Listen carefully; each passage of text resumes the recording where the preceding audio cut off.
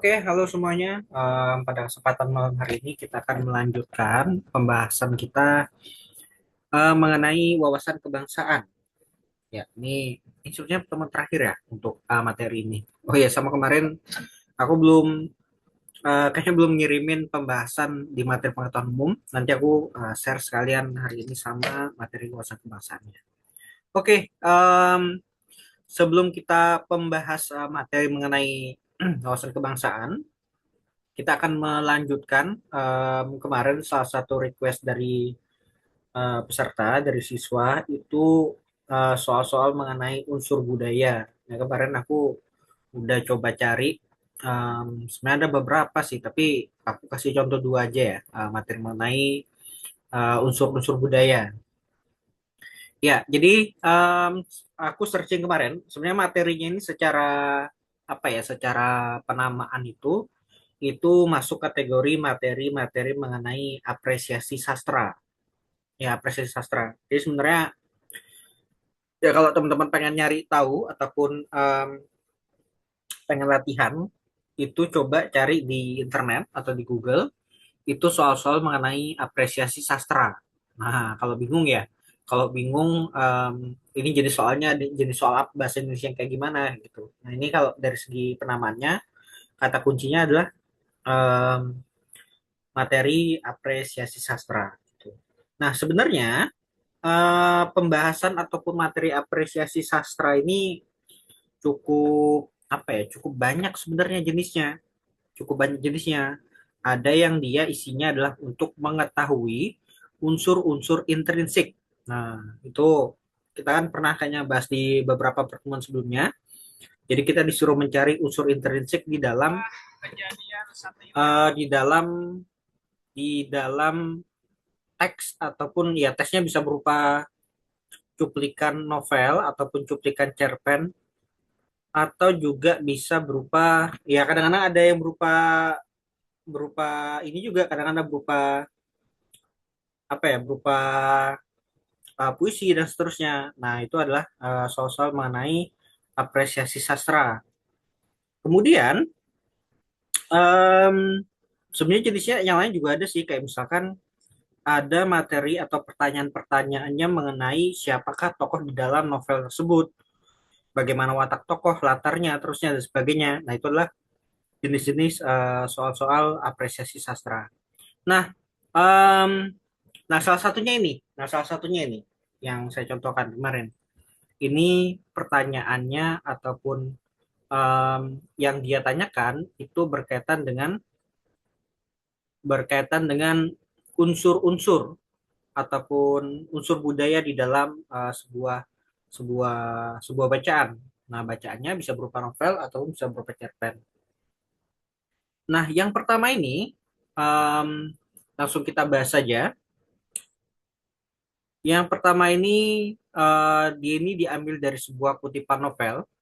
Isinya adalah tentang di tempat inilah terjadi peristiwa yang menyesatkan.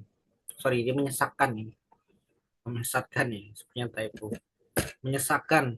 Namun Monang bertanggung jawab dan akan mengawininya. Dan kenyataan lainnya, Ibu Monang telah menjodohkannya dengan gadis Batak pilihan ibunya. Monang sendiri tidak bisa menolaknya. Dia kawin dengan gadis pilihan ibunya. Sementara itu, janin yang dikandung Manen mengalami kelainan. Bayi itu akan lahir cacat.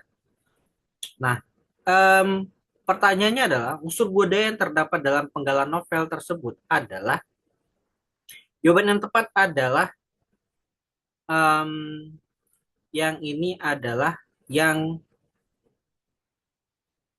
yang D. Monang telah menyetujui gadis Batak pilihan ibunya. Nah, jawabannya yang ini. Pertanyaannya kenapa jawabannya lebih ke yang D? Ya, aku kasih tanda ya. Sorry. Ya, jawabannya yang D. Nah, ini kalau kita melihat dari apa ya latar belakang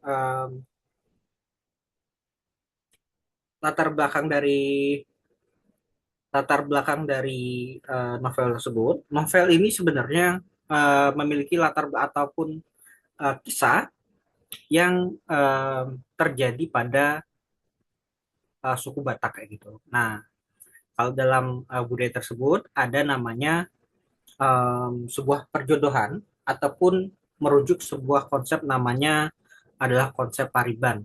Nah, konsep ini merupakan sebuah konsep di mana seorang ibu seringkali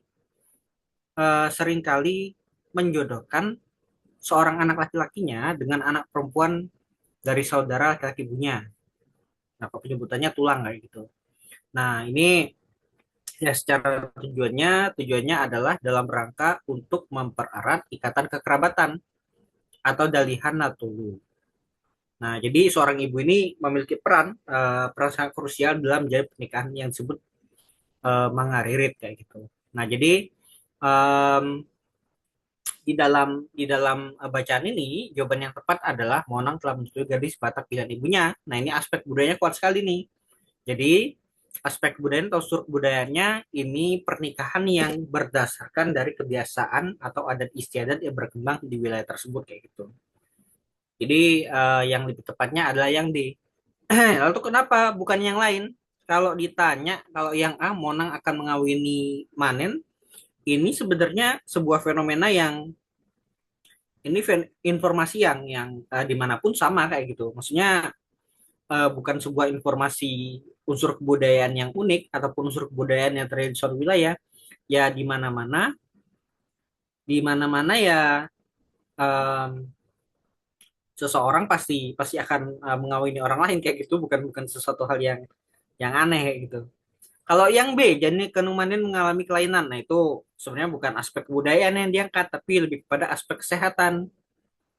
Kemudian yang C, bayi Manen akan lahir cacat, itu juga sama. Itu bukan aspek aspek aspek ini, aspek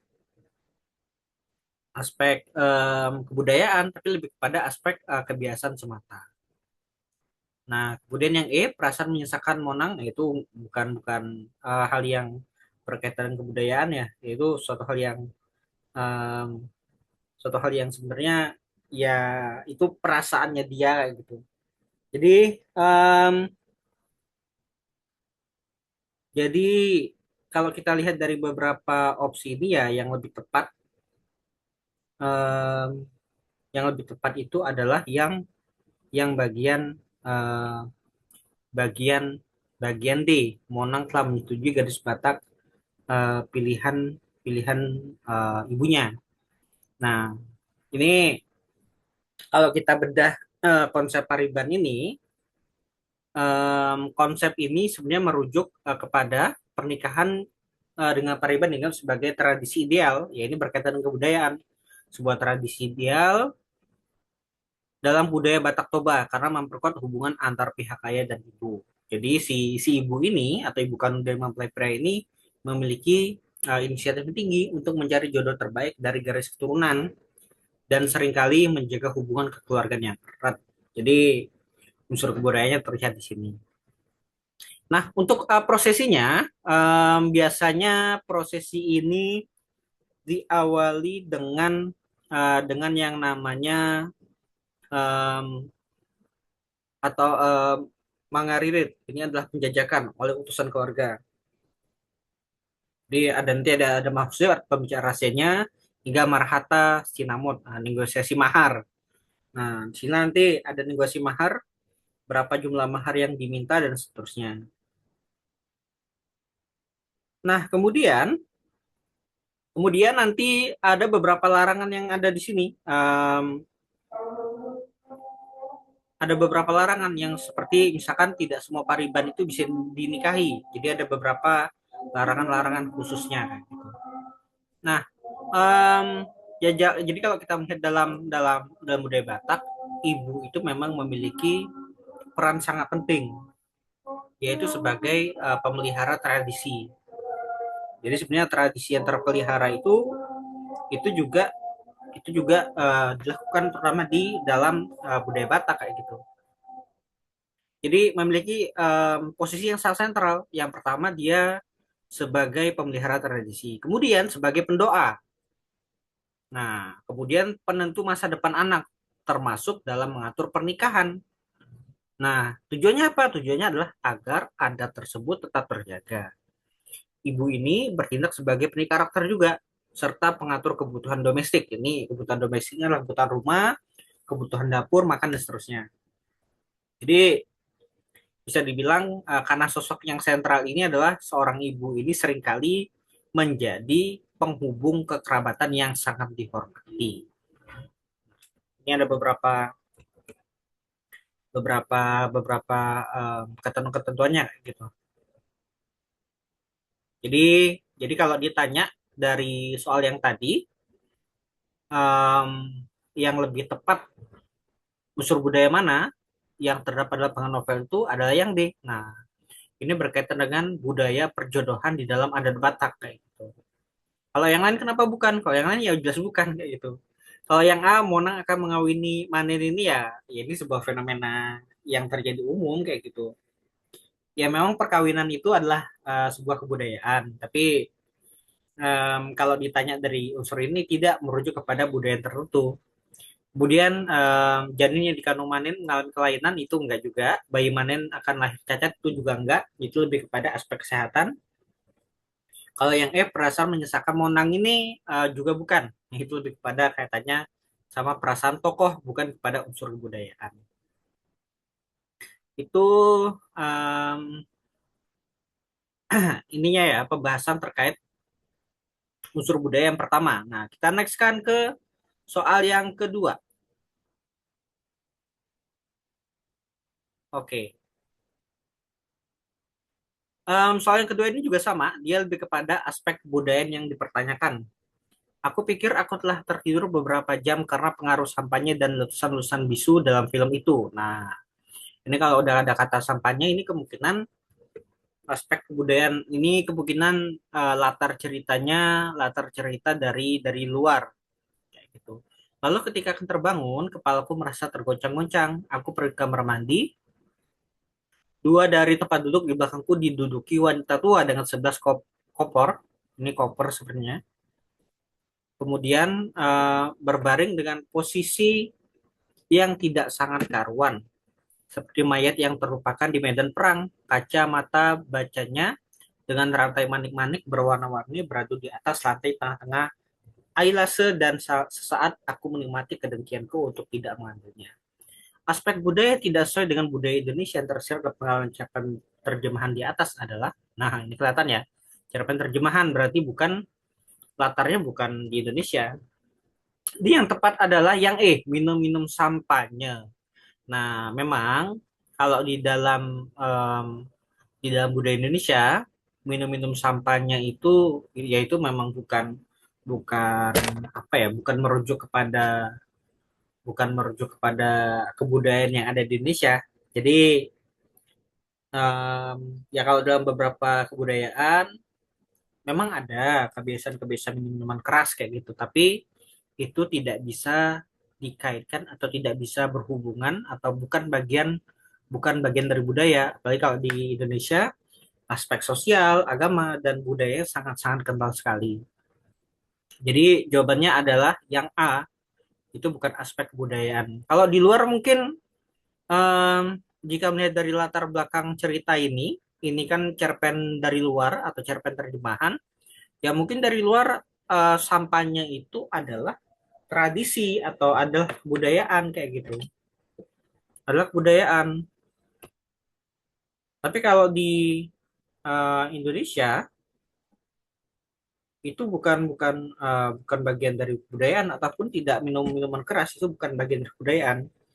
Kalau di beberapa tempat di luar itu ada yang mengaitkannya dengan aspek-aspek budayaan. Kayak misalkan di Perancis itu ada budaya meminum minuman sampahnya yang biasanya dikaitkan dengan tradisi keistanaan. Nah, tapi kalau di Indonesia nggak seperti itu. Memang ada ya minuman keras, tapi itu nggak bisa dikaitkan dengan um, kebudayaan tertentu. Kecuali kalau misalkan ini ya, karena ada beberapa minuman keras itu yang awalnya dia bukan minuman keras sih, tapi lebih kepada obat-obatan atau rempah-rempah kayak gitu. Tapi kalau secara umum sampahnya itu ya bukan bagian dari kebudayaan yang bisa dikaitkan dengan Indonesia. Itu dari Iya, ya betul. Itu jawabannya tadi adalah yang A. Minum-minum keras bukan minum-minum sampahnya itu bukan bagian dari budaya yang tersirat. Ya kalau kita kaitin Indonesia bukan tidak sesuai dengan budaya Indonesia. Itu untuk contoh yang kedua. Nah, kalau contoh yang ketiga, ini adalah sebuah kutipan cerpen. Ini aspeknya lebih kepada cerita tentang pernikahan. Oke. Ini sama juga, pertanyaan lebih kepada unsur kebudayaan. Jadi di dalam soal ini ceritanya adalah tentang salah satu karakter yang akan menikah gitu. Ini kita coba cek ya. Pusing kepala Inop sekarang, rasanya tumbuh sebuah uban sari di kepalanya.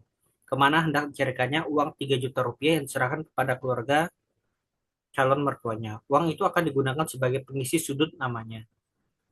Suatu istilah untuk menamakan pemberian pihak calon mempelai laki-laki kepada keluarga calon mempelai perempuan. Nah, ini udah kelihatan nih ya. Ini kalau ada istilah pengisi sudut kayak gini ya ini kemungkinan aspek budayaan nih. Nah, apa yang harus aku lakukan sekarang, Mak? Tanya Inom agar agak melotot kepada emaknya. Kau sudah aku bilang, tak usah buru-buru kawin. Kau bini seperti orang sasak ceri sajo.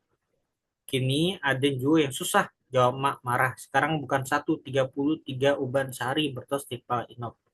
Nah, nilai budaya yang terkandung dalam kutipan cerpen tersebut adalah, nah, ini yang diangkat yang tepat adalah yang C, pemberian uang kepada calon mertua mempelai perempuan. Nah, ini aspek budayanya spesifik nih ditanyain. Apa nama aspek budayanya? Kalau di sini namanya adalah pengisi sudut. Ini aspek aspek budayaan yang diangkat di sini, aspek budayaan. Nah, jadi kalau di dalam kutipan kutipan cerpen tersebut, nah sesuatu yang diangkatnya ini adalah lebih kepada satu istilah yang dipakai untuk menamakan pemberian pihak calon mempelai laki-laki kepada keluarga calon mempelai perempuan. Itu namanya uang sudut yang tadi. Nah, hal ini menunjukkan bagaimana sebuah kebiasaan atau tradisi dalam pernikahan. Nah, pihak laki-laki memberi sejumlah uang kepada pihak perempuan. Itu kalau dalam tradisi Minang. Cuman kalau misalnya dalam tradisi lain kayaknya harusnya ada juga. Cuman mungkin namanya beda-beda ya. Kalau tadi namanya uang sudut namanya. Nah, itu adalah nilai budaya karena merupakan kebiasaan dalam masyarakat tertentu berkaitan dengan adat pernikahan. Jadi jawabannya um, lebih kepada yang C, pemberian uang kepada calon mertua perempuan, namanya adalah pengisi sudut atau uang sudut. Nah, uang yang akan digunakan dalam pengisi sudut itu ya ini tadi namanya adalah pengisi sudut. Ya, pemberian dari laki-laki kepada calon mempelai perempuan. Nah, namun sebagai catatan, um, istilahnya memang kalau di dalam istilah Minahku sebenarnya ada beberapa istilah yang lain nggak mesti uang sudut tapi intinya intinya itu adalah hal yang sama gitu. Nah itu adalah tiga contoh dari soal-soal mengenai unsur kebudayaan. Nah tapi nanti kalau teman-teman nyari di internet atau di Google seperti yang aku bilang tadi namanya itu adalah soal-soal apresiasi sastra. Nah, sebenarnya banyak sih contoh-contoh yang lain soal-soal apresiasi sastra. Ada soalnya dia mempertanyakan mengenai latar belakang tokoh, kemudian kebiasaan tokoh, ataupun unsur-unsur intrinsik di dalam cerpen atau dalam novel. Nah, jadi harus harus ini harus harus dilihat konteks soalnya lebih kepada apa. Kalau ditanya tips atau trik cara menjawab soal kayak gini, ya tadi sebenarnya kalau bab masalah teknis kan nanti teman-teman bisa membaca soalnya dulu, baru membaca membaca long teksnya ataupun teksnya secara keseluruhan. Tapi kalau ditanya gimana cara terbiasa dengan soal ini ya mau nggak mau ya teman-teman harus rajin-rajin mencari ataupun menjawab soal-soal seperti ini. Jadi karena soal-soal seperti ini soal-soal yang seringkali muncul, ya mau nggak mau ya teman-teman harus harus ini harus banyak-banyak latihan soal dengan soal-soal yang seperti ini. Nah, memang agak menguras waktu sih kalau misalkan menjawab soal kayak gini udah soalnya panjang, kemudian juga belum tentu benar juga, agak sulit juga menganalisanya. Tapi ya mau nggak mau ya teman-teman harus harus mempelajarinya. Ya caranya dengan memperbanyak latihan dari soal-soal yang sudah diberikan. Ya tadi kalau aku bilang kalau misalkan pengen nyari itu coba cari namanya soal apresiasi sastra. Itu biasanya muncul di Google pencarian. Tuh. Oke, itu untuk soal-soal mengenai unsur kebudayaan atau unsur budaya yang masuk dalam kategori masuk ke dalam kategori em, soal-soal apresiasi sastra. Oke, hari ini kita akan lanjutkan pembahasan kita mengenai em, wawasan kebangsaan. Dari nomor yang pertama, DPA merupakan salah satu lembaga tinggi negara yang berkewajiban untuk, nah ini jawaban yang tepat adalah yang C, memberi usul dan kewajiban dan wajib mengajukan pertimbangan kepada pemerintah. Ini adalah adalah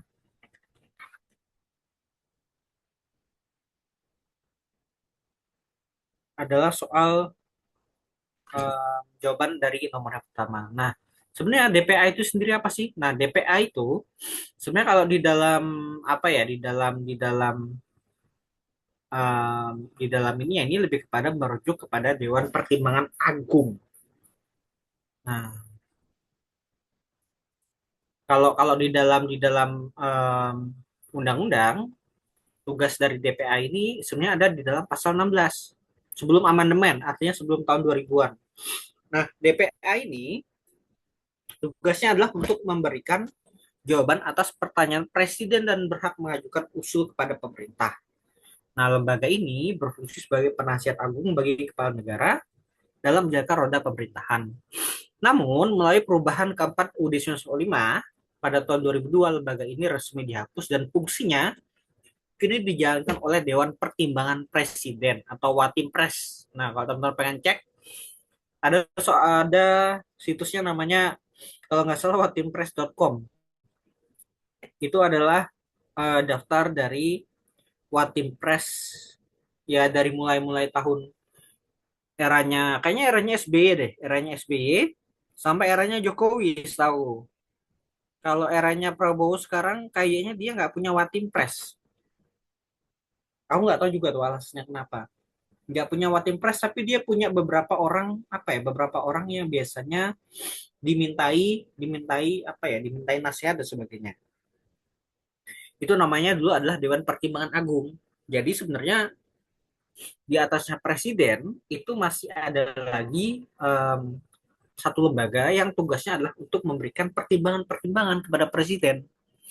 Jadi bisa dibilang ya presiden juga kadang-kadang minta pertimbangan tertentu. Jadi bukan bukan berdasarkan pemikiran sendiri gitu. Cuman di tahun 2002 lembaga ini resmi dihapus tadi digantikan menjadi Watimpres. Nah, Dewan Pertimbangan Agung ini atau DPA tadi adalah lembaga yang sebenarnya dibentuk pada masa Orde Baru. Nah, masanya Presiden Soeharto. Spesifiknya tahun berapa aku kurang paham. Tapi kalau ditanya di masa itu tujuannya adalah memberikan usulan, menjawab pertanyaan, dan posisinya itu ya sekarang ya sama seperti Watimpres itu. Itu adalah Watimpres. Nah, kalau di era Orde Baru sendiri, DPA ini diatur dalam Undang-Undang Nomor 3 Tahun 1967 dan UUD. Nah, di mana Ketua DPA itu setara dengan Presiden dan Ketua DPR. Cuman tahun 2002 atau Agustus 2003 DPA ini dihapus. Nah, biasanya anggotanya itu terdiri dari 27 orang. Nah, 27 orang ini ya ada tokoh politik, fungsional, dan sebagainya. Nah, kalau orang plesetin kadang-kadang namanya Dewan Pensiunan Agung. Karena ya isinya ya pensiunan semua. Pensiunan politisi, pensiunan pejabat, dan seterusnya. Itu adalah DPA. Nah, biasanya ya tadi diisinya oleh orang-orang yang berpengaruh. Kalau dulu di masanya siapa ya, di masanya Pak Jokowi, itu ada juga namanya adalah Watim Pres. Nah, Watim Pres itu ya dia adalah orang-orang yang isinya itu adalah biasanya orang-orang sepuh ataupun orang berpengalaman yang biasanya memberikan pertimbangan kepada presiden. Ada beberapa beberapa orang waktu itu, setahu kalau yang jadi ketuanya waktu itu adalah Wiranto. Nah, Wiranto dari Partai Hanura. Dia adalah ketua ketua dari Dewan Watim Pres. Kemudian ada si ini um, Lutfi Ali Yahya, ini salah satu tokoh-tokoh berpengaruh juga. Kemudian ada Gungo Kesono, kemudian ada Putri Kuswisnuwardani,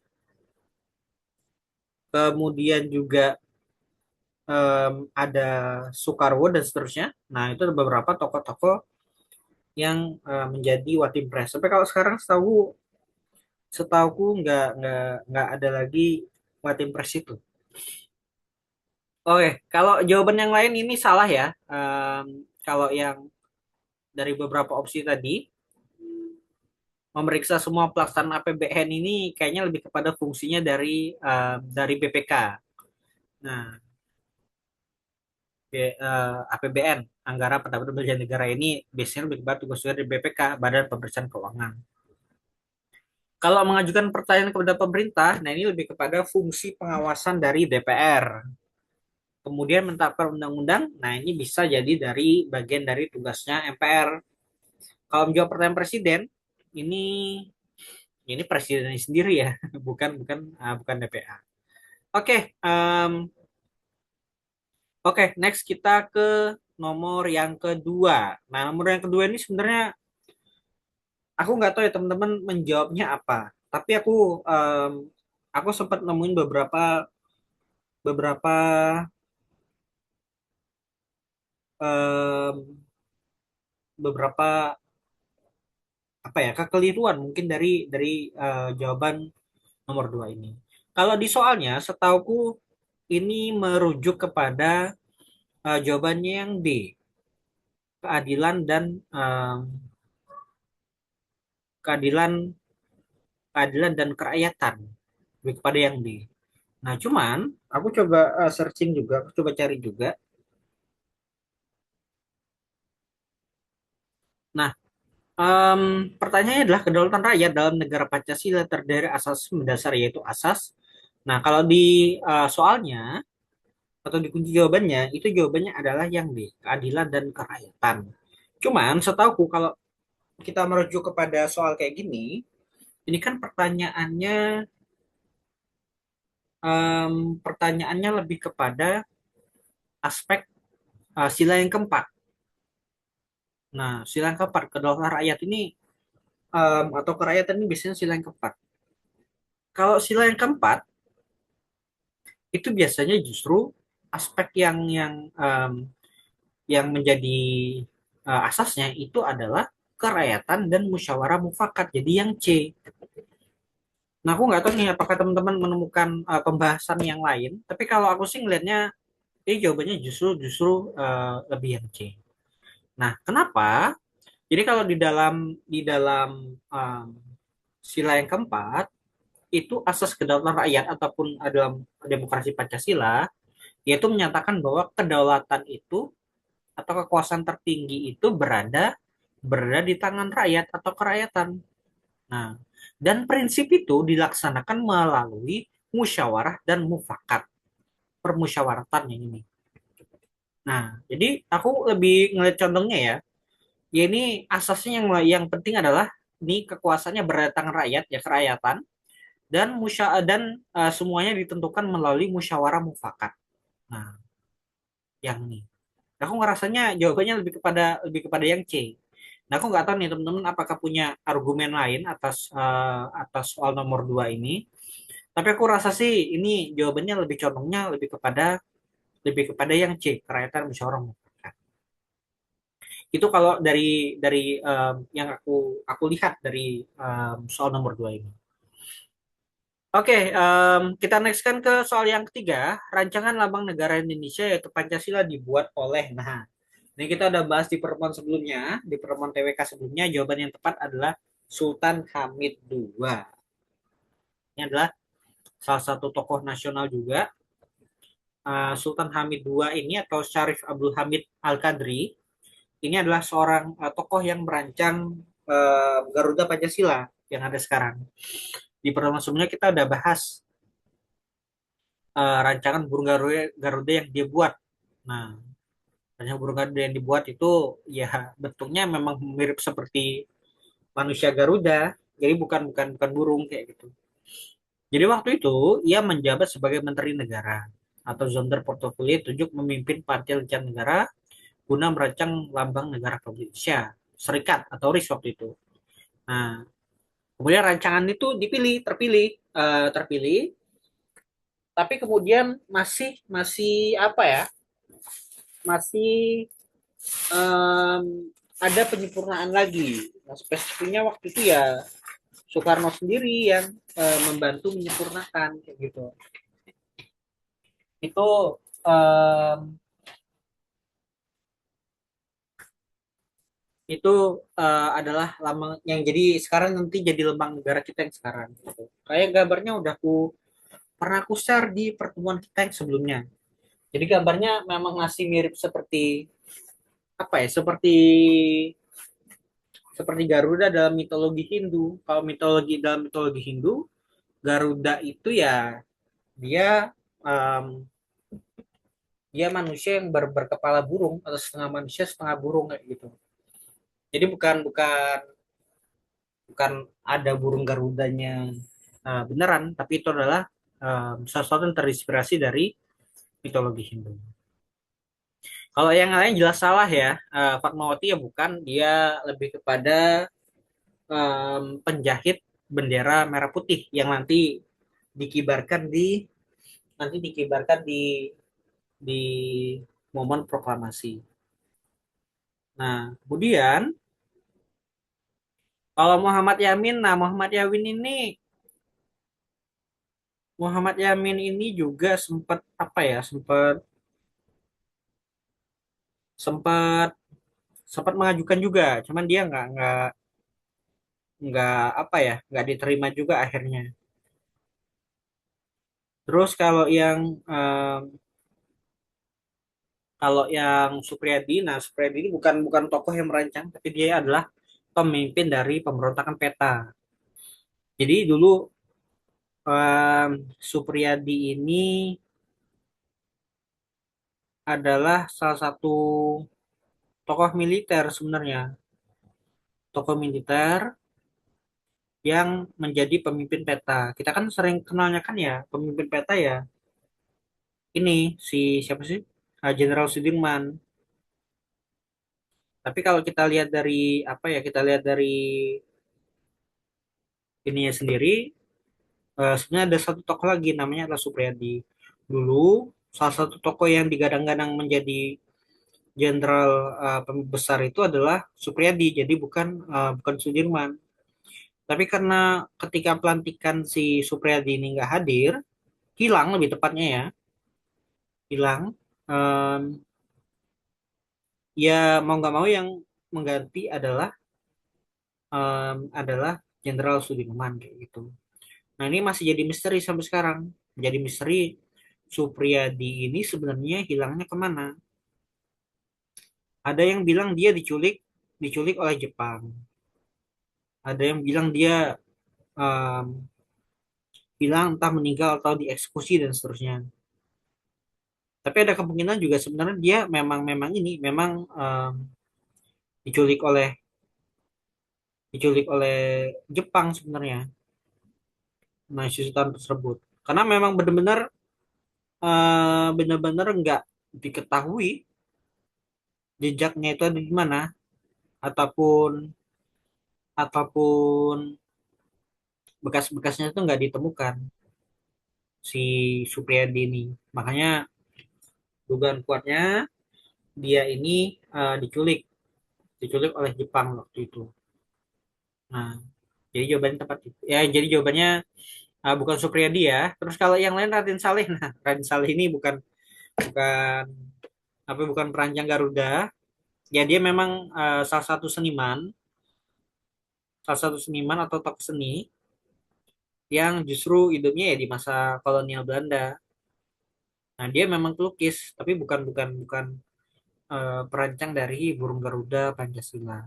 Jadi jawaban yang tepat adalah yang Abdul Hamid tadi. Oke, kita lanjutkan ke soal nomor yang keempat. Lagu Indonesia Raya diciptakan oleh W.R. Supratman dan dinyanyikan pertama kali pada tanggal, nah ini jawaban yang tepat adalah tanggal 28 Oktober. Nah, 28 Oktober ini um, merupakan momen ketika terjadinya Kongres Pemuda. Spesifiknya Kongres Pemuda 2, diperkenalkan oleh W.R. Supratman. Nah, namun waktu itu kalau nggak salah um, diperdengarkannya itu dalam bentuk instrumental. Kayaknya permainan biola waktu itu, permainan biola yang diperdengarkan kepada para peserta peserta kongres tersebut. Nah, tujuannya sih sebenarnya salah satunya adalah untuk menghindari menghindari em, menghindari menghindari penangkapan ataupun penyensoran dari pihak Belanda. Karena tahun-tahun segitu kan Indonesia masih tahun 1928 kan ya Indonesia masih belum ada. Adanya ya em, adanya waktu itu ya Hindia Belanda masih statusnya Hindia Belanda. Kemudian segala sesuatu atau aktivitas aktivitas politik itu banyak-banyak diawasi termasuk perkumpulan. Nah, apalagi perkumpulan para pemuda yang berasal dari berbagai daerah. Jadi zaman Belanda itu ya memang memang ada mata-mata, ada intel, ada pengkhianat juga. Nah, jadi kadang-kadang bisa jadi dia nyamar kayak gitu di Kongres Pemuda kedua. Nah, jadi makanya diperdengarkan dalam bentuk instrumental atau permainan biola. Karena kasus-kasus penangkapan kayak gitu sebenarnya di zaman Belanda itu banyak kayak gitu. Misalkan kayak dulu Soekarno itu ketika mendirikan PNI atau Partai Nasional Indonesia, itu juga dia dimata-matai, kemudian dipantau pergerakannya kalau mengarah kepada politik, ya dia ditangkap kayak gitu.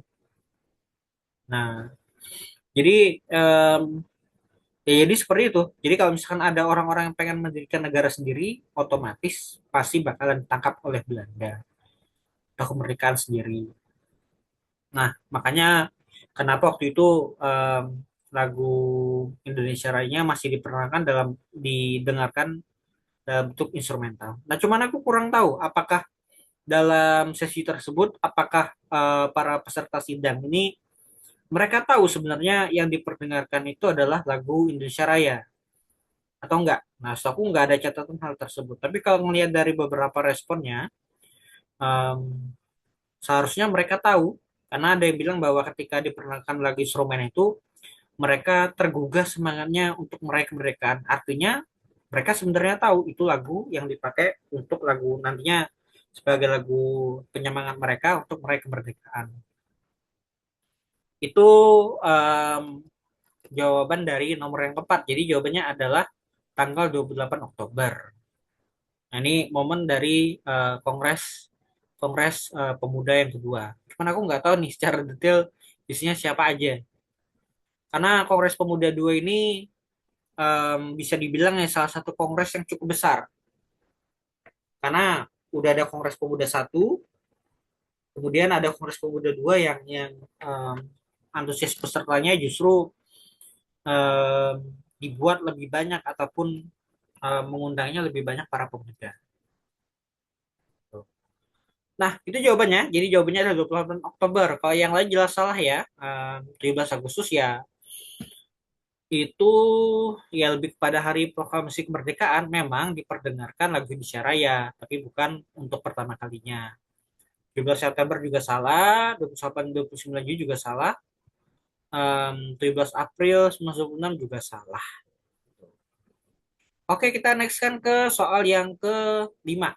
Tiga pilar negara yang diatur dalam UUD 1945 adalah, ini jawaban yang tepat adalah DPR, Presiden, dan MPR. Jadi jangan keliru ya nanti ya. Ada namanya tiga pilar negara dan ada namanya empat pilar negara. Kalau tiga pilar negara ini dia adalah tiga pilar atau lembaga utama yang menopang sebuah negara. Nah, ya cuman aku masih kurang paham secara detailnya seperti apa. Tapi kalau kita merujuk kepada tiga pilar negara, tiga lembaga ini, DPR, Presiden, sama MPR. Jadi jangan keliru dengan hal itu. Kalau DPR bilangnya adalah karena dia lebih kepada lembaga yang berkaitan dengan wakil rakyat atau fungsi kelegislatifan. Kalau presiden itu lebih kepada kepala negara yang uh, berkaitan juga dengan kepala pemerintahan. Ya, fungsinya sebagai kepala negara, kepala pemerintahan. Nah, kalau MPR-nya lebih kepada aspek kedaulatan rakyat. Misalkan apa? Kayak misalkan lebih kepada mengubah undang-undang dasar, tapi melantik presiden dan sebagainya. Jadi jawabannya adalah DPR, Presiden, MPR. Oke, kita nextkan ke soal nomor yang keenam. Hak asasi manusia atau HAM adalah hak yang melekat pada setiap manusia sejak lahir dan tidak dapat dicabut oleh manusia lain atau negara. Berdasarkan hal tersebut, berikut ini adalah pernyataan yang benar kecuali. Nah, jawabannya adalah yang terkecuali. Jawaban terkecuali adalah yang B, HAM dapat dicabut oleh negara. Nah, ini jelas jawabannya adalah yang B. Gak mungkin hak asasi manusia itu bisa dicabut oleh negara atau dicabut oleh orang lain. Kalau misalkan ini kita ngomongin hakikat ininya ya, hak asasi manusia itu memang memang memang nggak boleh atau nggak bisa dicabut oleh oleh negara atau oleh manusia. Ya walaupun pada realitasnya kadang-kadang hal tersebut justru dilanggar. Kayak misalkan um, ada orang yang membunuh orang lain. Nah, itu artinya dia telah mencabut hak asasi manusia orang tersebut untuk tetap hidup. Nah, artinya kayak gitu. Tapi secara secara ini ya, secara hakikatnya sebenarnya hak asasi manusia itu tidak bisa cabut. Makanya ketika ada orang yang membunuh, itu dia dikenai sebagai pelanggar HAM. Atau kalau orangnya banyak bisa jadi pelanggar HAM. Kenapa? Karena ada hak asasi manusia yang harusnya nggak dicabut, itu dicabut oleh dia, hak untuk hidup. Nah, jadi dia dianggap sebagai pelanggar HAM. Jadi orang-orang yang melanggar HAM itu kenapa disebut pelanggar HAM? Karena dia mencabut hak asasi manusia. Nah, dilalahnya di Indonesia, um, apa ya, di Indonesia itu ya konteksnya kenapa ada beberapa orang sebagai pelanggar HAM ya karena dia pernah melakukan pelanggaran-pelanggaran yang menyebabkan hak asasi manusia orang tersebut itu hilang, dan gak cuma satu orang, bisa jadi banyak. Kadang-kadang seperti itu konteksnya di Indonesia. Nah, kenapa ada orang yang membunuh banyak orang itu dianggap sebagai pelanggaran HAM? Ya betul, karena dia telah melanggar hak asasi manusia, mencabut banyak nyawa manusia. Tuh. Jadi jawaban yang terkecuali adalah yang B. Kalau yang lain tuh ya memang benar pernyataan yang benar. HAM melekat pada setiap manusia sejak lahir itu betul, melekat pada manusia. Kalau dia nggak punya HAM, dia nggak punya hak untuk hidup. HAM tidak dapat dicabut oleh manusia lain, itu betul, nggak boleh dicabut atau tidak dapat dicabut. Kalau dia mencabut ya nanti dia disebut sebagai pelanggar HAM. HAM adalah hak yang fundamental bagi setiap manusia. HAM dimiliki oleh seluruh warga yang menjadi suatu negara, itu betul juga. Oke, kita lanjutkan ke soal yang ketujuh. Menurut Undang-Undang Dasar 1945, kedaulatan negara berada di tangan, nah ini jawaban tepat, jelas ya, berada di tangan rakyat. Kedaulatan negara. Ya kalau yang lain jelas salah ya. Presiden ya dia cuma menjalankan kedaulatan, bukan ya dia cuma menjalankan pemerintahan doang, sama juga dengan pemerintah. MPR sama DPR juga sama. Mereka cuma perwakilan. Nomor 8, seorang hakim agung harus memiliki sifat dan sikap berikut ini, kecuali. Jawaban yang tepat adalah yang lulusan jurusan hukum. Ini kalau seorang hakim agung ya memang sebenarnya harusnya lulusan jurusan hukum. Nah, tapi kalau di sini yang dipertanyakan itu lebih kepada sifat dan sikap. Nah, masalahnya dari beberapa opsi ini yang berkaitan dengan sifat dan sikap itu yang terkecuali adalah yang Kalau yang lain ya dia bagian dari sikap juga, berintegritas itu orang yang jujur, bertanggung jawab. Nah, itu adalah sifat. Berkepribadian tidak tercela itu juga sifat. Adil itu juga sifat. Profesional itu juga sifat juga. Yang terkecuali adalah yang lulusan jurusan hukum. Nah, tapi bukan berarti lulusan jurusan hukum itu ataupun hakim agung itu bukan berasal dari jurusan hukum, ya. Ya dia tetap harus berasal dari jurusan hukum atau mempelajari hukum. Yang membedakannya adalah jurusan hukum itu lebih kepada apa ya? Lebih kepada kualifikasi pendidikan mungkin, bukan lebih kepada sikap atau sifat gitu.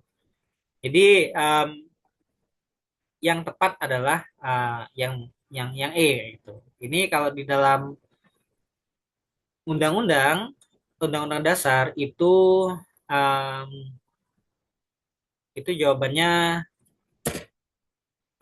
ini ada di dalam pasal 24A ayat 2 UUD 1945. Jadi kalau di sini dia menyatakan bahwa syarat utama bagi seorang hakim agung harus memiliki integritas dan berkepribadian tidak tercela, adil, profesional, serta berpengalaman di bidang hukum. Nah, adil, profesional, tidak tercela, berintegritas itu lebih kepada sifat kayak gitu. Kalau yang jurusan hukum ini lebih kepada apa ya, standar akademiknya, standar administratif, bukan lebih kepada sifat dia. Gitu. Oke, kita next kan ke soal nomor yang ke-9. Nomor 9, oh sorry. Menteri diangkat dan diberhentikan oleh, nah jawaban yang tepat adalah oleh presiden. Jadi ini adalah salah satu hak veto presiden. Hak veto itu adalah hak sepihak. Nah, makanya kenapa banyak apa ya, banyak jabatan-jabatan di kementerian itu spesifiknya menterinya itu diduduki oleh orang-orang yang mendukung presiden. Nah, ini teman-teman sering dengar ya, kalau orang-orang yang jadi menteri itu ya biasanya berasal dari partai-partai tertentu. Partai-partai tertentu itu partai yang mendukung presiden baik dalam pemilihan umum, dalam dalam apa ya, dalam em, dalam proses politiknya dan seterusnya. Itu adalah biasanya orang-orang dari partai-partai tertentu.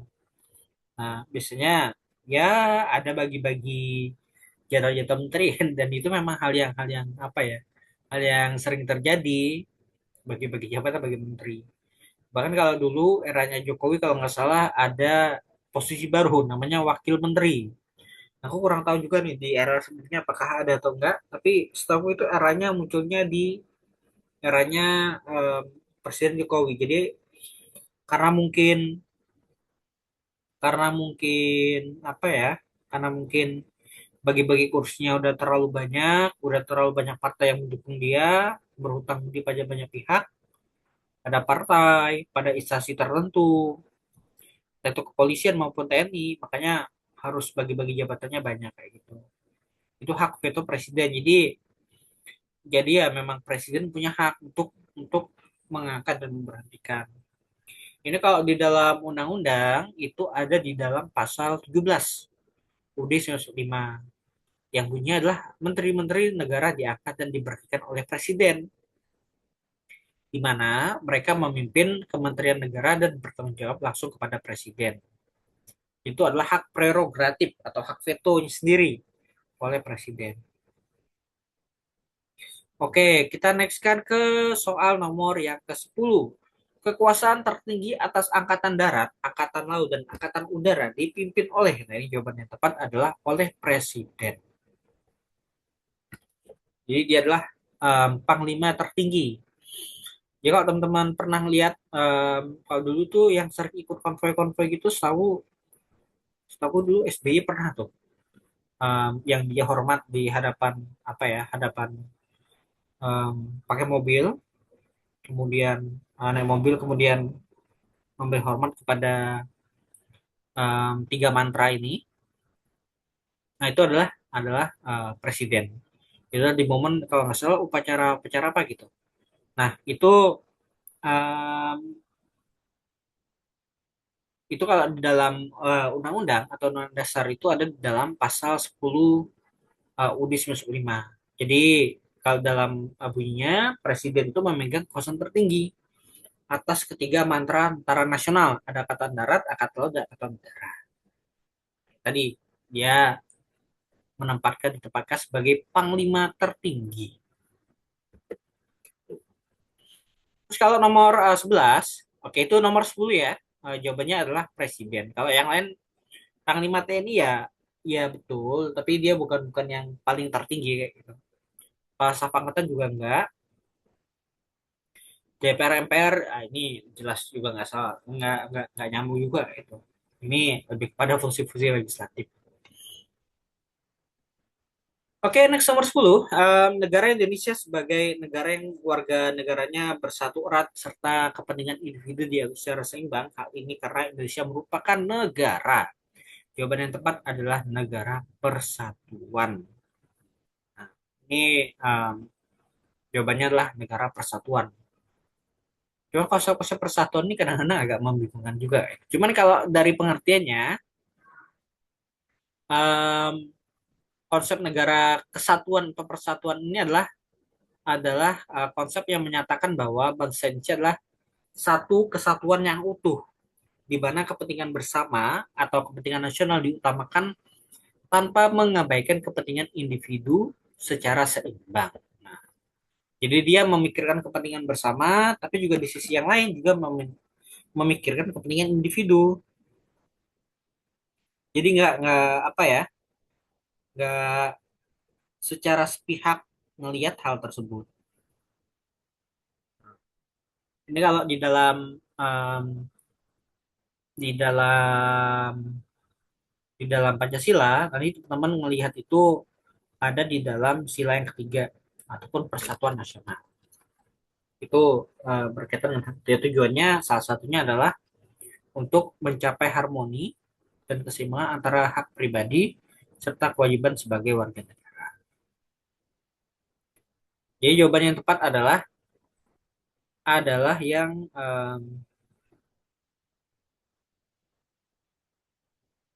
adalah adalah yang persatuan.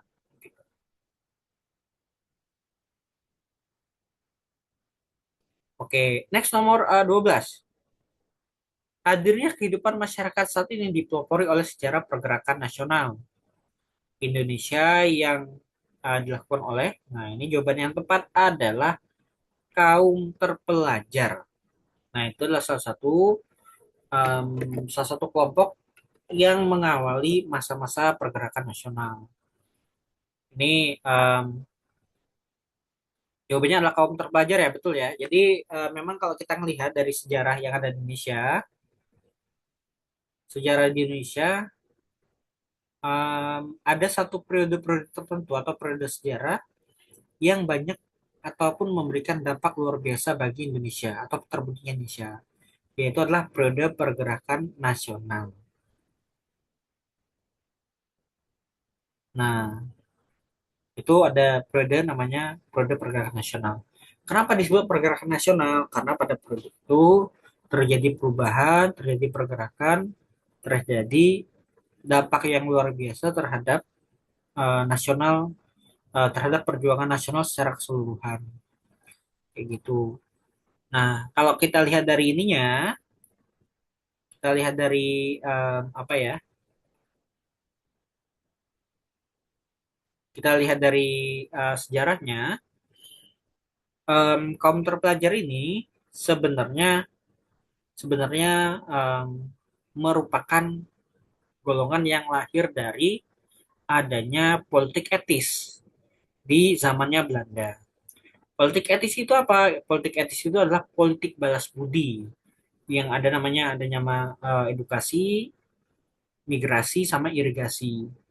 Kalau migrasi tadi ya perpindahan penduduk, orang waktu itu banyaknya ke daerah Sumatera. Irigasi itu ya pengairan, terutama buat kepentingan-kepentingan persawahan dan seterusnya. Kalau yang em, terakhir itu ada namanya edukasi. Edukasi itu adalah pendidikan.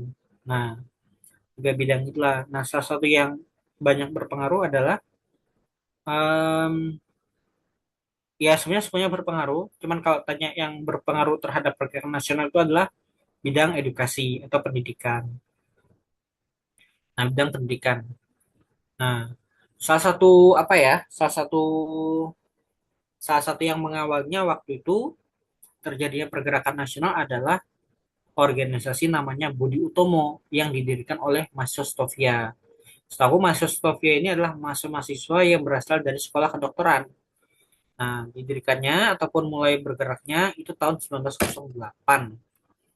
Nah, sebenarnya secara ini apa ya, Budi Utomo itu bukan cuma bidang pendidikan sebenarnya, tapi juga bidang sosial budaya. Cuman memang yang paling terkenal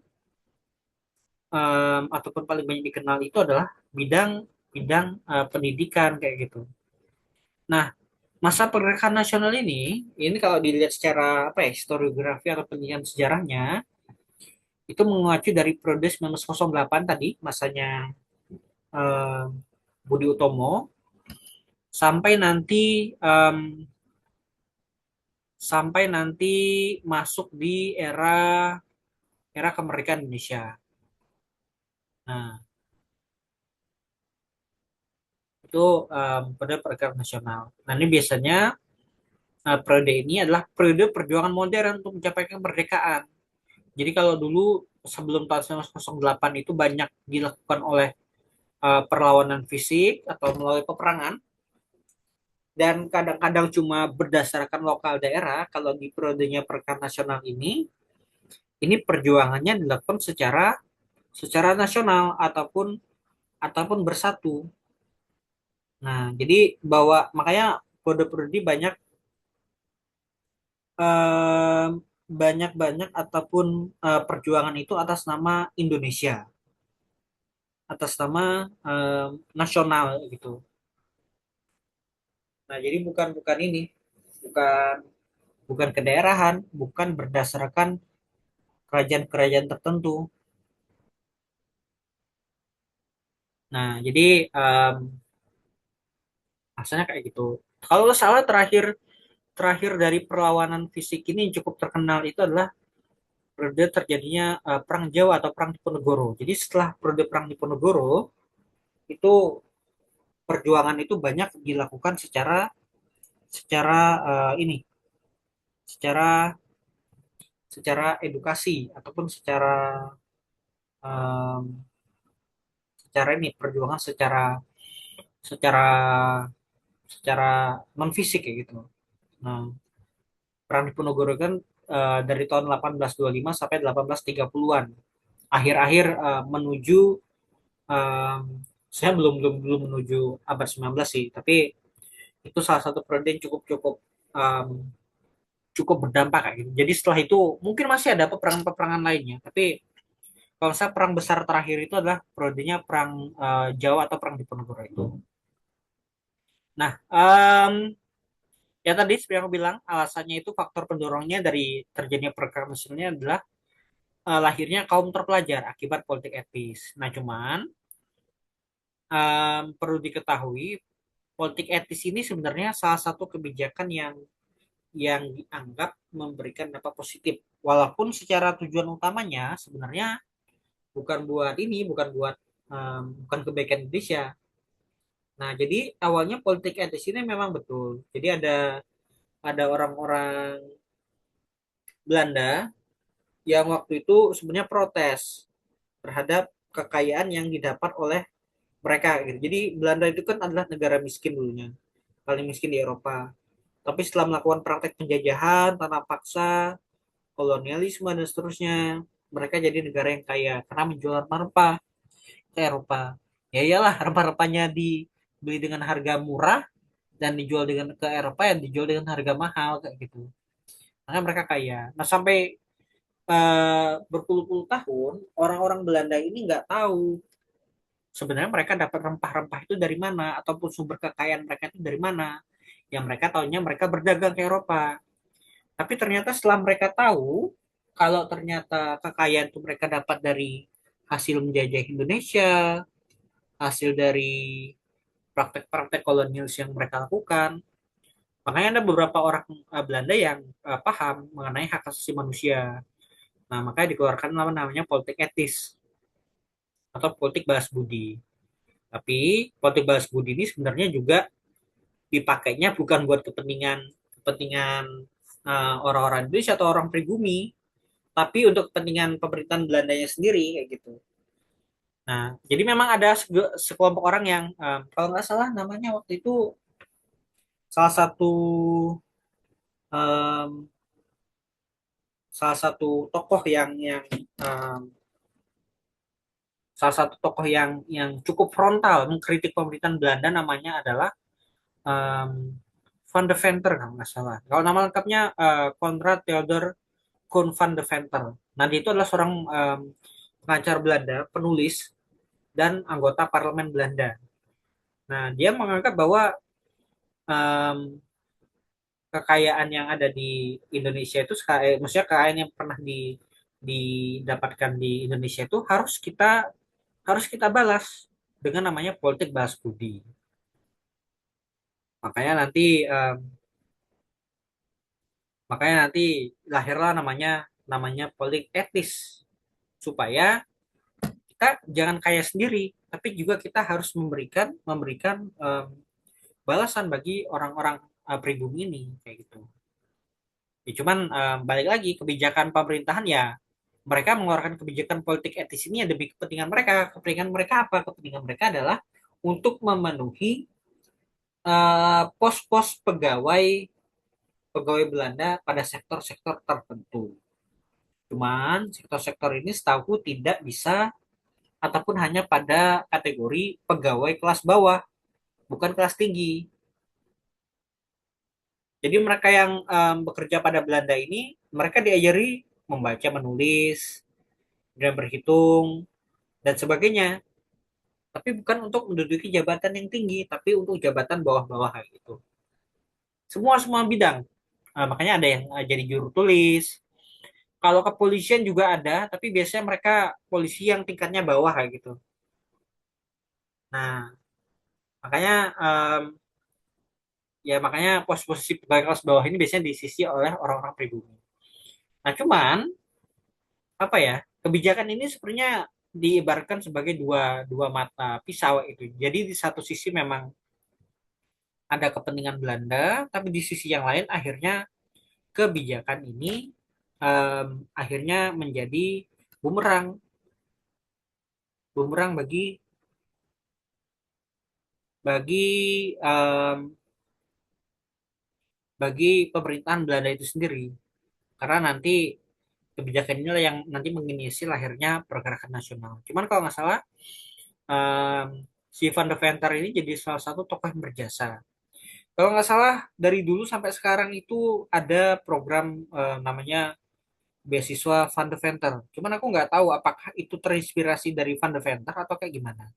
Tapi sepertinya iya, karena beasiswa Van de Venter ini beasiswa yang udah lama ada kayak gitu dan masih ada sampai sekarang. Nah,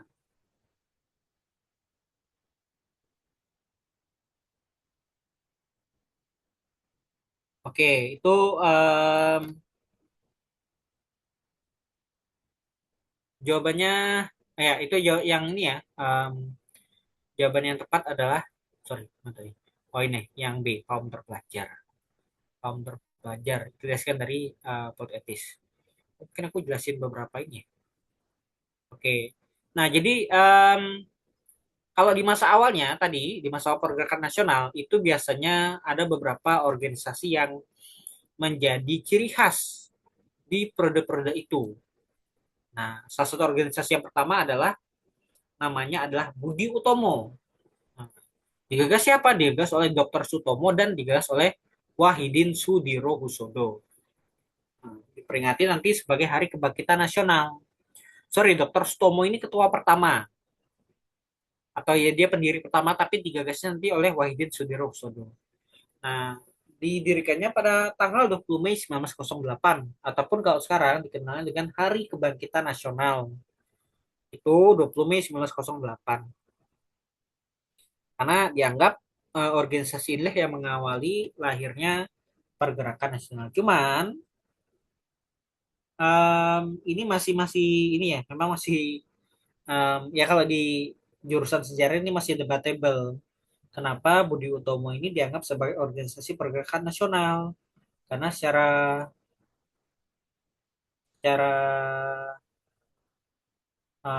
waktu itu spesifiknya setahu yang diberikan beasiswa itu lebih kepada orang-orang Jawa gitu.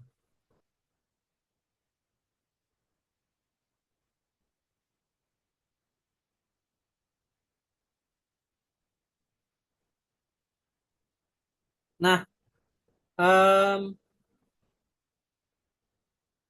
kemudian,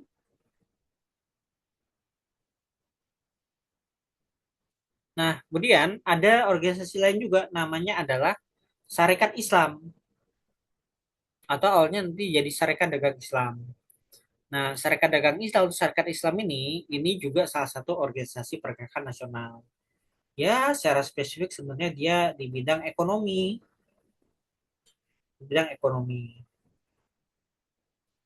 Jadi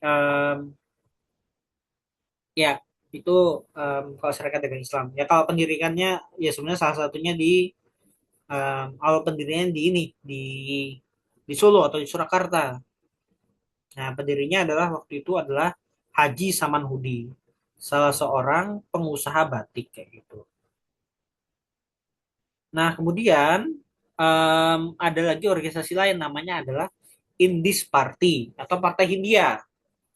Party itu ya partai, Indis itu ya India. Seperti ini waktu itu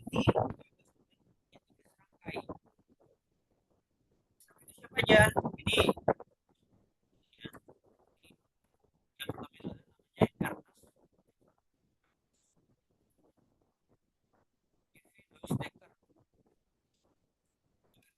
Ernest Eugene Dowsteker. Ada Dowsteker yang ini Ernest Francis Eugene Dowsteker. Ada namanya Cipto Mangunkusumo sama Ki Hajar Dewantara. Nah, tiga orang ini dikenal dengan namanya tiga serangkai. Cuman ya kalau Dowsteker yang ini atau Ernest Francis Eugene Dowsteker ini nanti namanya jadi kalau saya namanya Danudirja Setiabudi nama Indonesianya. Kalau yang satunya kan ya yang penulis Max Havelaar itu atau si Multatuli itu. Nah, organisasi yang mereka dirikan ini namanya adalah sebuah partai ya organisasinya di bidang perpolitikan kayak gitu. Indis Party, Indis Party ataupun Partai Hindia. Partai Hindia. Salah satu yang mereka sebenarnya organisasi ini didirikannya nggak lama. Berdirinya kalau nggak salah tahun 1912. Tahun 1913 itu kalau nggak salah udah udah dibubarkan atau nggak boleh berdiri lagi karena mereka ini ya partai partai politik ya tugasnya adalah memperjuangkan aspek-aspek politik perjuangan politik jadi mereka nggak diizinkan berdiri nggak diizinkan berdiri akhirnya ya udah akhirnya mereka ini nggak diizinkan oleh Belanda buat didirikan karena ada salah satu apa ya ADRT-nya tuh atau anggaran organisasinya itu yang isinya adalah kalau ditafsirkan itu adalah tuntutan untuk mendirikan negara yang merdeka. Nah, makanya nggak diizinkan oleh Belanda di Separti. Kemudian periode masa-masa kooperatif ini tahun 1920-an 1930-an itu ada beberapa ada beberapa organisasi yang didirikan. Yang pertama itu ada namanya Perhimpunan Indonesia atau PI. Nah, ini udah menggunakan nama Indonesia untuk memperjuangkan kemerdekaan. Jadi ini semakin menegaskan bahwa perjuangan mereka bukan berdasarkan perjuangan kedaerahan, tapi berdasarkan Indonesia. Ini kayaknya tokohnya kayak misalkan Soekarno, kayak misalkan tokoh beberapa tokohnya kayak Muhammad Hatta, Syahrir. Ini adalah tokoh-tokoh dari Perhimpunan Indonesia. Ini kalau nggak salah didirikannya di Belanda. Kemudian ada namanya Partai Nasionalis Indonesia atau Partai Nasional Indonesia, PNI, dipimpin oleh Soekarno. Dan nanti pada periode-periode inilah Soekarno nanti ditangkap, nanti di penjara yang ada di Bandung. Ada dua penjara kalau nggak salah. Salah satunya itu adalah penjara Sukamiskin yang masih ada sampai sekarang ya. Nah, itu tempat Soekarno nanti ditahan di penjara Sukamiskin tersebut gitu. Em, ada satu lagi penjaranya, kalau salah namanya penjara BenQ. Aku nggak tahu cara bacanya gimana. Tapi kalau nggak salah udah nggak ada lagi bentuk ininya, bentuk fisiknya, cuma masih ada monumen-monumennya. Nah, nanti di dua penjara itulah nanti Soekarno mendirikan salah satu pidatonya namanya adalah Indonesia Menggugat kayak gitu di penjara tersebut. Nah, jadi di momen inilah Soekarno itu ditangkap kayak gitu karena dia dianggap ingin mendirikan negara sendiri. Memang betul ingin mendirikan negara sendiri, tapi itu dianggap sebagai ancaman oleh oleh orang-orang oleh Belanda gitu. Akhirnya ya udah, akhirnya dia ditangkap dan sebenarnya yang tangkap bukan cuma dia, tapi juga beberapa beberapa tokoh-tokoh yang lainnya, pendiri ataupun petinggi dari Partai Nasional Indonesia. Nah, kemudian nanti ada juga periode pergerakan nasional seperti yang aku bilang tadi. Ini satu periode yang penting karena pada periode inilah em, salah satu ikrar yang penting adalah ikrar mengenai persatuan tanah air, bangsa dan bahasa. Jadi waktu itu sebelum ada gagasan-gagasan mengenai organisasi atau setelah mengenai organisasi baru ada em, didirikan didirikan ataupun digagas Kongres Pemuda untuk menyatukan gagasan seluruh pemuda yang ada di Indonesia. Gitu. Kemudian nanti ada em, periode-periode moderat ataupun non atau kooperatif. Nanti ada beberapa organisasi yang didirikan. Karena waktu itu kenapa mau kooperatif? Karena waktu itu semakin ramai terjadinya penangkapan terhadap tokoh-tokoh nasional daripada daripada ditangkap terus mungkin ya, daripada tangkap terus atau ditangkap oleh oleh Belanda. Nah, akhirnya didirikanlah beberapa organisasi ini. Salah satunya adalah Dewan Rakyat atau Volksraad. Volksraad ini adalah lembaga yang nanti lebih mirip seperti DPR. Dia lembaga, setahu dia lembaga lembaga legislatif, tapi kalau nggak salah ada sedikit-sedikit eksekutifnya juga. Nah, itu adalah eh, Volksraad. Kemudian ada Parindra dan GAPI, gabungan politik Indonesia. Nah, itu adalah periode-periode em, pergerakan nasional. Dan kalau yang terakhir ya ada periode akhirnya, ya ini ketika didatangkan ataupun kedatangan Belanda. Belanda kan datangnya 1942. Nah, di masa-masa ini ya Belanda ya banyak ini banyak banyak em, ya akhirnya ya organisasi-organisasi tadi banyak dibubarkan karena mau nggak mau ya di masanya Jepang Jepang ini pinter, mereka tahu kalau yang bikin Indonesia itu pengen merdeka ya salah satu penggagasnya adalah organisasi-organisasi ini. Karena kalau rakyatnya secara umum em, kecil kemungkinan mereka ini paham kalau mereka lagi dijajah. Ini yang kadang-kadang orang agak sadar kayak gitu. Bisa jadi para penjajah ini ataupun orang yang dijajah ini sebenarnya mereka nggak tahu kalau mereka itu lagi dijajah kayak gitu. lagi dijajah. Makanya organisasi-organisasi ini atau beberapa tokoh ini, pergerakan ini menyadarkan kalau mereka itu sedang apa ya istilahnya adalah sedang merasakan praktek penjajahan.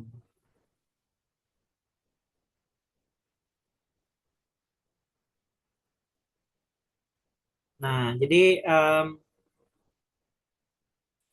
jawabannya adalah yang tadi adalah oleh karangan terpelajar. Kenapa yang lain bukan? Nah, ini harus dilihat dulu nih. Kalau yang lain kayak misalkan para kiai, ya memang para kiai ini juga berperan dalam perjuangan Indonesia. Tapi kalau kita ngelihat secara secara ininya, mereka ini bukan salah satu-satunya pelopor dalam pergerakan nasional. Memang ada para kiai, para tokoh-tokoh agama yang ikut serta dalam pergerakan nasional. Tapi biasanya juga mereka dari kalangan pendidikan juga, mereka dapat pendidikan juga. Biasanya mereka masuk namanya partai, sorry, namanya Sarekat Islam. Nah, kemudian masyarakat pribumi, ya ini ya semuanya yang memperjuangkan kemerdekaan ya masyarakat pribumi itu. Memang ada orang-orang Belanda, tapi ini istilah yang cenderung lebih umum, jadi nggak bisa spesifik mengacu pada jawaban dari nomor yang tadi. Kalau pedagang, ya pedagang ada juga yang memperjuangkan kemerdekaan. Salah satunya di Sarekat Islam atau Sarekat Dagang Islam, yaitu kan isinya adalah para pedagang semua. Para pedagang, toko-toko ini, gitu. Kemudian kaum ulama dan temanggung. Nah, ini enggak ya, kaum ulama yang memang ada. Kalau temanggung juga memang ada. Tapi sebenarnya banyak temanggung ini atau birokrat ataupun bangsawan ini juga yang berpihak kepada pemerintahan kolonial juga ada. Jadi nggak semua pribumi itu apa ya, nggak semua pribumi itu dia senang atau pengen melakukan ataupun menjalankan em, atau pengen Indonesia merdeka. Ya karena mereka bisa jadi diuntungkan oleh Belanda waktu itu. Nah, jadi nggak semuanya ya yang berkhianat juga ada. Jadi ini yang seringkali orang salah lihat, merasa bahwa semua semua apa ya semua semua orang-orang pribumi itu mendukung kemerdekaan. Ada juga orang pribumi yang mendukung kemerdekaan. Siapa? Mereka orang-orang yang em, mereka orang-orang yang terdampak dari kehadiran orang Belanda ini. Ya kalau bagi mereka dampaknya baik ya mereka nggak akan ini, mereka nggak akan setuju kayak gitu. Oke. Next, nomor 11. Terbentuknya suatu negara harus memenuhi beberapa unsur yang terbagi jadi em, dua klasifikasi, yaitu deklaratif dan konstitutif. Yang menjadi unsur deklaratif berdirinya suatu negara adalah jawaban yang betul adalah yang E, pengakuan dari negara lain. Itu jawabannya adalah yang pengakuan dari negara lain, deklaratif kayak gitu. Kenapa jawabannya E? Karena em, karena kalau kita lihat dari unsur ini kan adalah unsur-unsur pembentukan suatu negara ya. Ada nama konstitutif ataupun dalam bahasanya de jure dan adanya namanya de facto. De facto itu ya de facto itu pengakuan dari negara lain. Kalau de jure atau secara konstitutif bahasa ininya itu adalah unsur mutlak yang harus dimiliki oleh negara. Ini kalau di dalam ketentuannya mengacu kepada Konvensi Montevideo tahun 1933. Apa aja unsurnya? Ada rakyat, ada wilayah, sama pemerintahan yang berdaulat.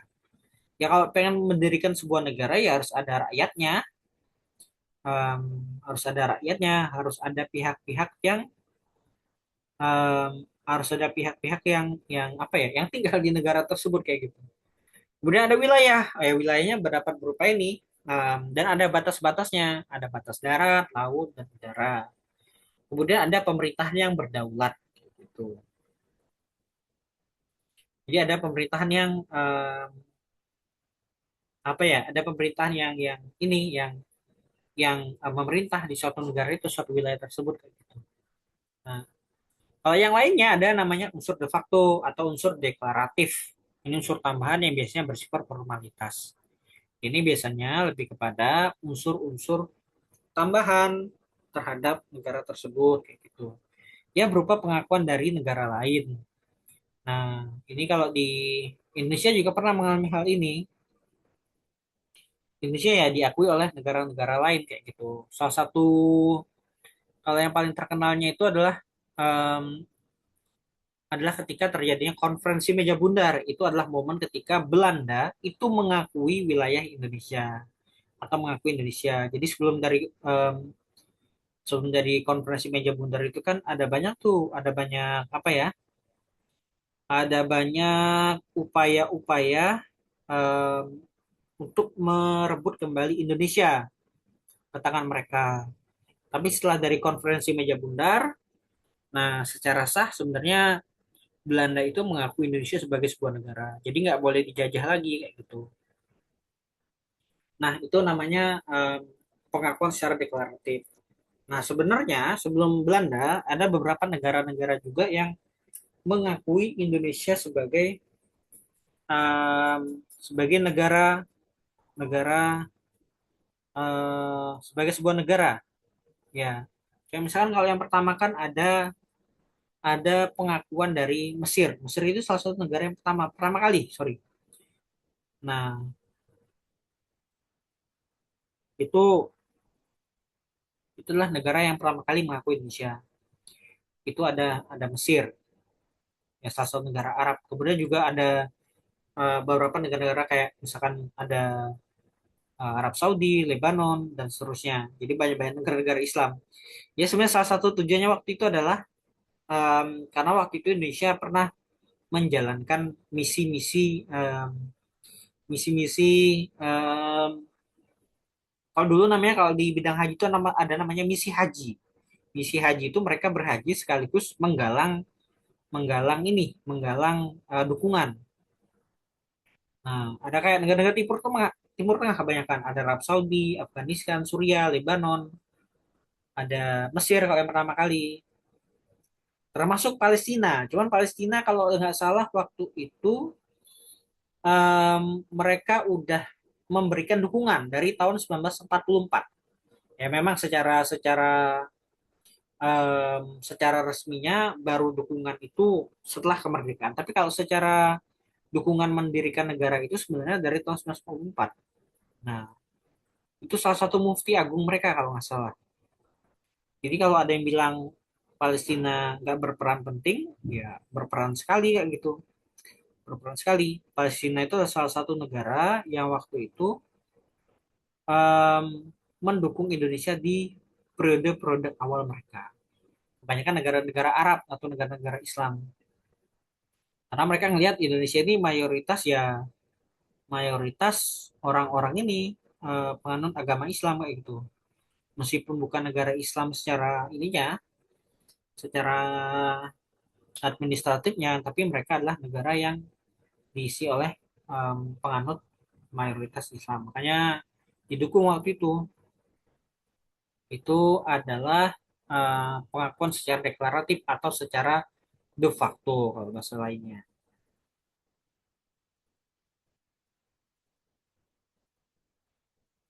Nah, em, ya itu untuk nomor yang ke-13. Kita nextkan ke soal nomor yang ke-14. Kecakapan seorang sebagai WNI yang mendapatkan hak serta kewajiban dalam usaha bernegara ditetapkan pada saat. Nah, ini aku sebenarnya agak bingung juga. Kalau di lembar jawabannya mungkin jawabannya adalah yang C ya.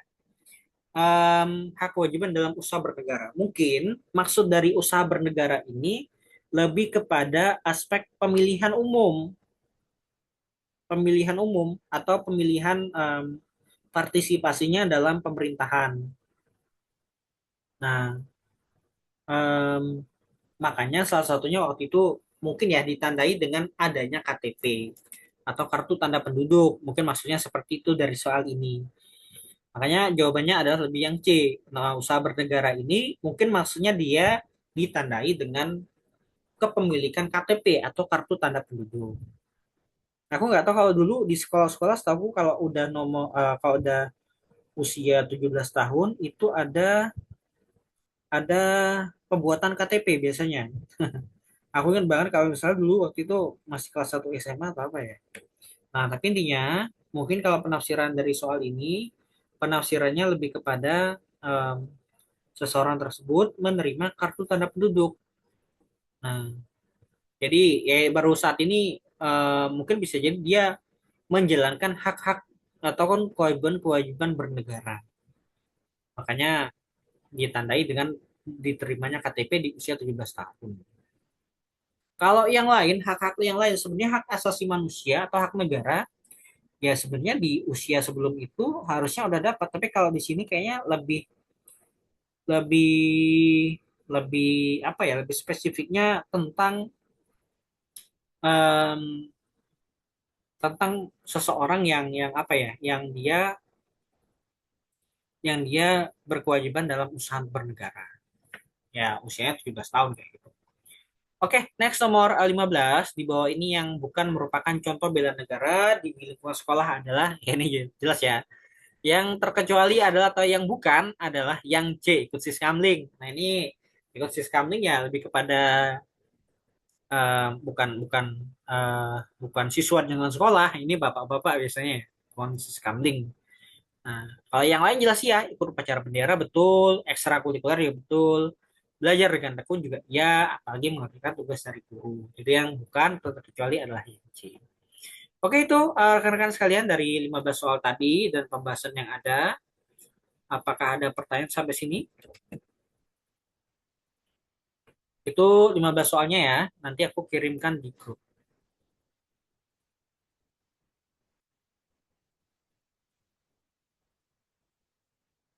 Oke, oke kalau nggak ada lagi itu saya buat malam hari ini. Mungkin saya dari saya lebih dan kurang mohon maaf dan kalau ada kesempatan di lain waktu kita akan ketemu lagi untuk pembahasan-pembahasan materi yang baru. Jadi saya dari saya selamat malam dan terima kasih atas kehadirannya dan wassalamualaikum warahmatullahi wabarakatuh. Oke, terima kasih.